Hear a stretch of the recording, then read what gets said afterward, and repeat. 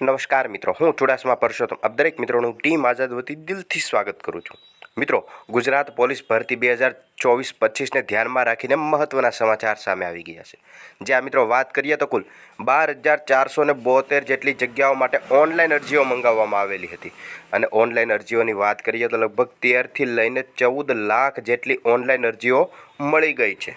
જે આ મિત્રો 12,472 જેટલી જગ્યાઓ માટે 13 લાખ જેટલી અરજીઓ કન્ફર્મ થઈ ગઈ છે અને હજુ પણ આઈપીએસ હસમુખ પટેલ સાહેબ દ્વારા કહેવામાં આવેલું હતું કે ઓગસ્ટ મહિનાની આસપાસ ફરી વખત પોર્ટલ ઓપન કરવામાં આવશે, જેથી કરીને જે વિદ્યાર્થી મિત્રોને 12મું ધોરણ કમ્પ્લીટ થઈ ગયું હોય, ગ્રેજ્યુએશન કમ્પ્લીટ થઈ ગયું હોય તેવા ઉમેદવાર મિત્રોનું વર્ષ ન બગડે એટલા માટે તે પણ ફોર્મ ભરી શકે। એટલા માટે ઓગસ્ટ મહિનાની અંદર ફરી વખત પોર્ટલ ઓપન કરવામાં આવશે અને ત્યારે પણ આ ભરતીની અંદર ભાગ લેવા માગતા દરેક ઉમેદવાર મિત્રો છે તે ફોર્મ ભરી શકે છે।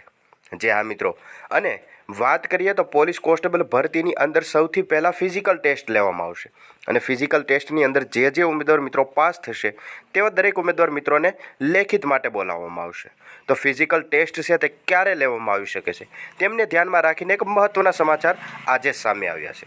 જે આ મિત્રો, તમે અહીંયા જોઈ શકો છો કે દીપક રાજાણી સાહેબ દ્વારા ગઈકાલે સાંજે એક મહત્ત્વની ટ્વીટ કરવામાં આવી કે કુલ 12,000 જેટલી એલઆરડી કોન્સ્ટેબલની જગ્યાઓ હતી અને 472થી લગભગ 500 જેટલી પીએસઆઈની જગ્યાઓ હતી।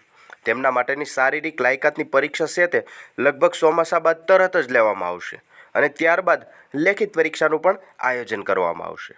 જે હા મિત્રો, જે ઉમેદવાર મિત્રોએ હજી સુધી રનિંગ ચાલુ ન કર્યું હોય તો ખાસ તેવા ઉમેદવાર મિત્રોએ અત્યારથી રનિંગ શરૂ કરી દેવું, કારણ કે ગ્રાઉન્ડની અંદર 25 મિનિટ એમની એમ જ છે। જે 25 મિનિટ આપવામાં આવતી હતી તે એમની એમ જ છે, માત્ર માર્ક નીકળ્યા છે। તમારે ગ્રાઉન્ડ 5 કિલોમીટર 25 મિનિટની અંદર કમ્પલસરી પૂર્ણ કરવું પડશે, તો જ તમે લેખિત માટે લાયક ગણાશો।